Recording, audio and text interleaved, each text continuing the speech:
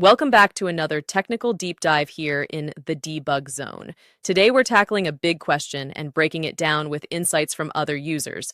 Hopefully this clears up some misconceptions and helps you get the answer you need. So buckle up, stay a little curious, and let's jump right in.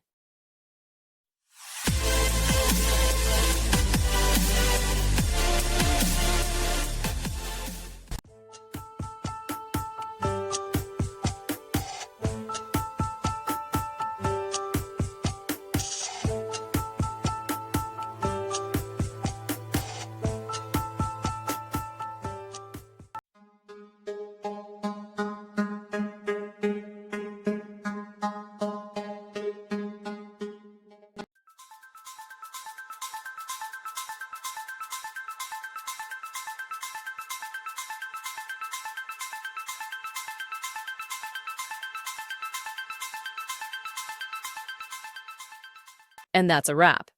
I hope you found the answer you were looking for. If you did, take a second to hit that subscribe button. It really helps out. And let me know in the comments which solution worked best for you. See you next time in the debug zone.